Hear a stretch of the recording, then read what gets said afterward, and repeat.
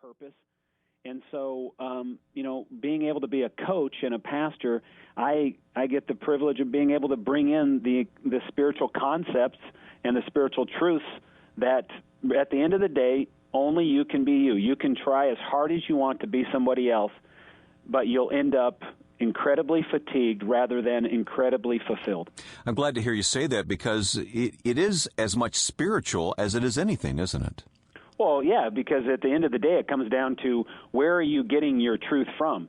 If you believe you can be anything you want to believe, then you actually are playing God, because you believe you're in control of your destiny, you're in control of your life, and if you want to be a certain way, you can try to be that. Case in point, I was working with this gentleman that was an incredible salesman for an insurance company here locally in Orange County. He's top of his company, doing great.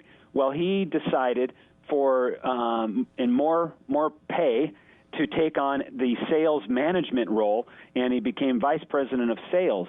Well, he ended up coming to me because he was incredibly frustrated, because he was not designed to be a manager of sales people. He actually wanted to be in the marketplace doing the sale. Mm-hmm. That's what brought him fulfillment. That's what he was good at. But he thought being able to take more money and now manage people would be more fulfilling, and he ended up having to come to a turning point in his life to say, do I go back to my supervisor and say, you know what, I really think I'm more effective in the marketplace selling rather than managing. And, that took of him about 3 or 4 months of prayer and really processing, because it was kind of a time for him to say, am I willing to risk my fulfillment by going to my boss and saying, I'm better for the company if I'm doing what I used to be doing? And, thankfully he made that choice, and he's back selling, and he's having a great job doing that.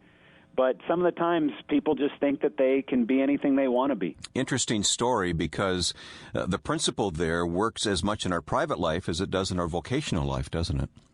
Yeah, I spend 50% of my time working with people in ministry-related, trying to understand their purpose in ministry, those kinds of things, as well as trying to help people land what I call a 5-star career, because most of the time people are driven by how much is my pay going to be, rather than understanding how am I going to be able to tap into and release the strengths and passions that really will ignite me and provide me lasting fulfillment and be able to provide more results for the company. The crossover is great. I even work with colleges and universities trying to help freshmen maximize their coursework. Sure. So they can come out more effective, and also helping seniors get ready for the next stage of work as they leave college, and help them create a filter for the best jobs for them to go and investigate. Well, you cross all kinds of lines, don't you? You're a certified life coach. I'm guessing there's a whole lot more to that than just getting a certificate in the mail.